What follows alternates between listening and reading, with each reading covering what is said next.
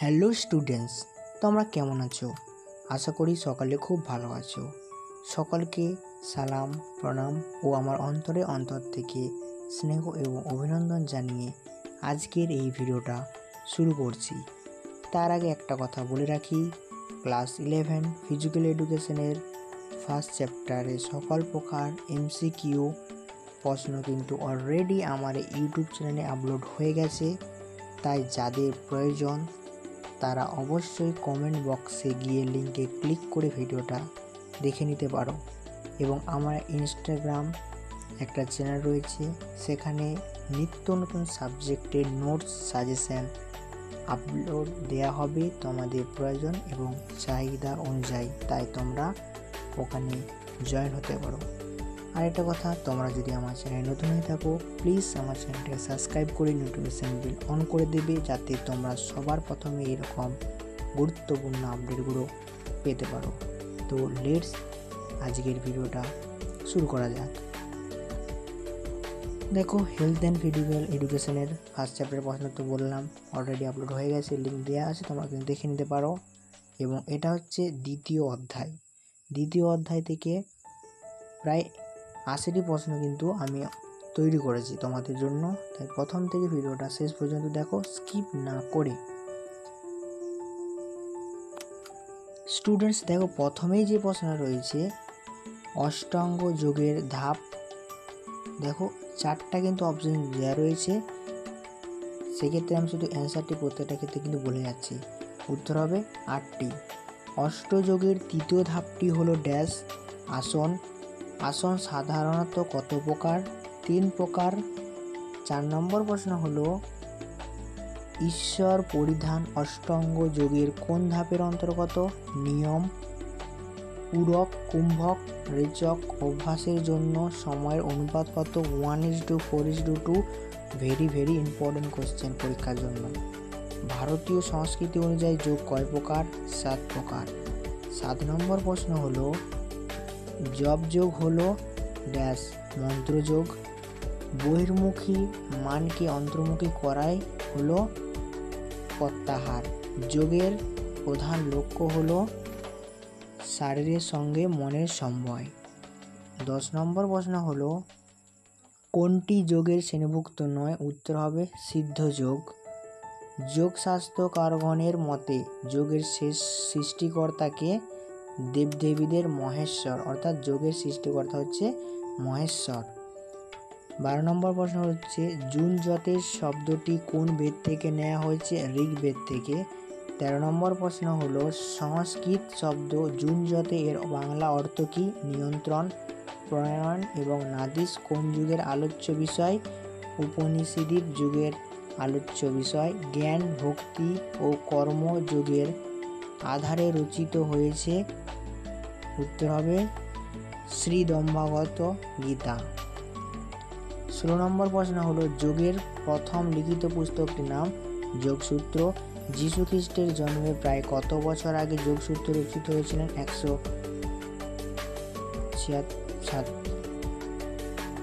147 খ্রিস্টপূর্বাব্দে। যোগসূত্রে রচনা করেন পতঞ্জলি। শিবানন্দ সরস্বতী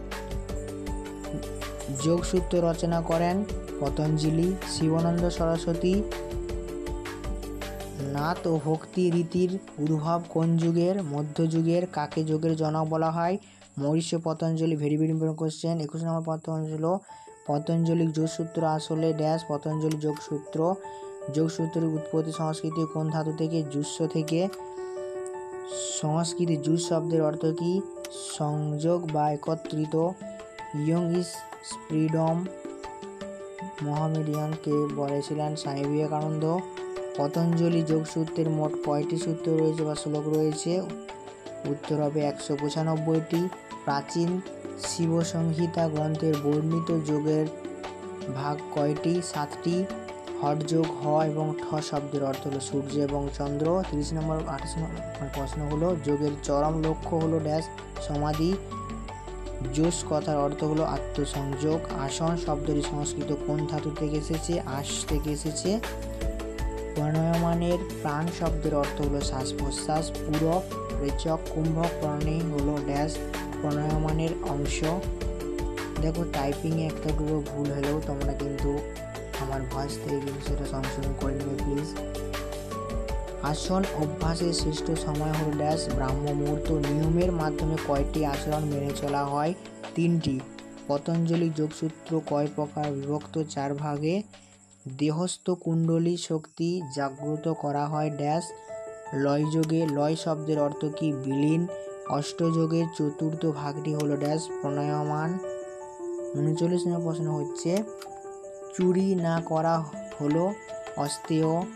আসন কোন যোগের অন্তর্গত? হঠযোগের অন্তর্গত। প্রণয়মান কোন যোগের অংশ? হঠযোগের অংশ। ধারণ শব্দের অর্থ কি? একাগ্রহ। আত্মজ্ঞান বা বিজ্ঞান বলতে বোঝায় জ্ঞানযজ্ঞে। জগরত প্রথম শুরু হয় ভারতে। ডাটক শব্দের অর্থ কি? দর্শন। অনুলোপ বিলোপ হলো একটি ড্যাশ প্রণয়ন।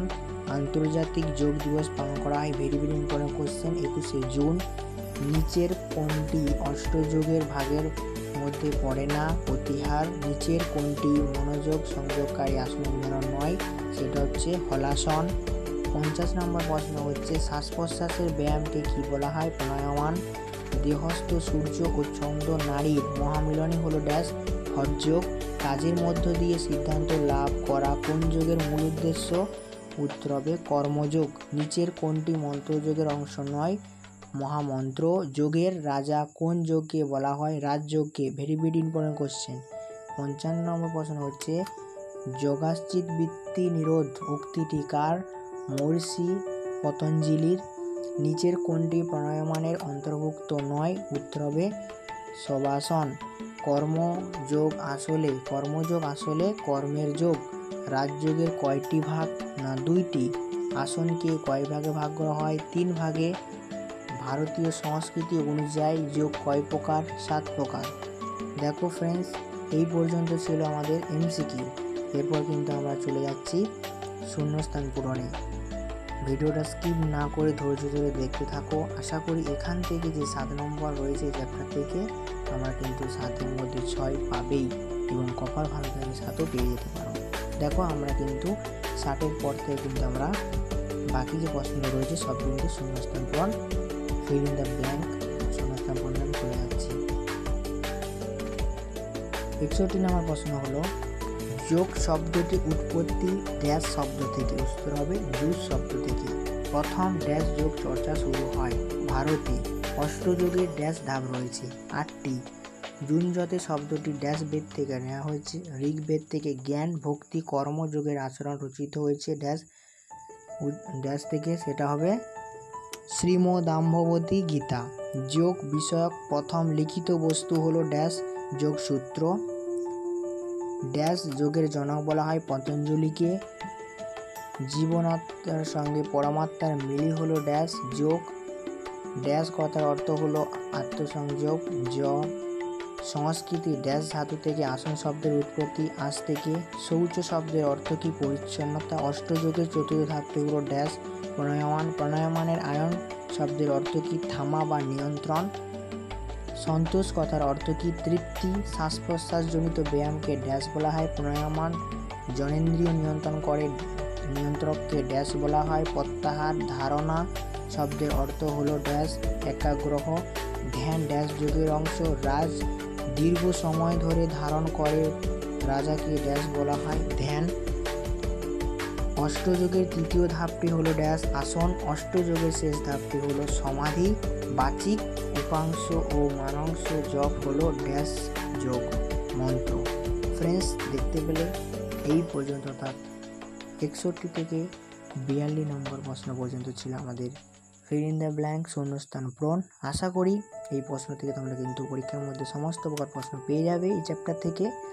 এবং যারা আবার বলছি, যারা ফার্স্ট চ্যাপ্টারের প্রশ্নগুলো দেখোনি, কমেন্টে যাও, প্রথম লিঙ্ক দেওয়া রয়েছে ফার্স্ট কমেন্টে, সেখানে গিয়ে কিন্তু দেখে নিতে পারো।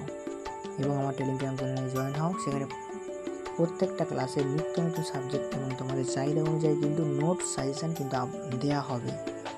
তো নেক্সট ভিডিওর জন্য অপেক্ষা করো এবং আমার চ্যানেলটাকে প্লিজ তোমরা সাপোর্ট করে নোটিফিকেশন বেল অন করে এবং সাবস্ক্রাইব করে দাও। যাদের প্রশ্নগুলো অর্থাৎ এই যে ভিডিওটার প্রশ্নগুলো পিডিএফ লাগবে তারা কিন্তু বলবে সম্পূর্ণ বিনামূল্যে কিন্তু আমরা পিডিএফ তোমাদের সামনে হাজির করব।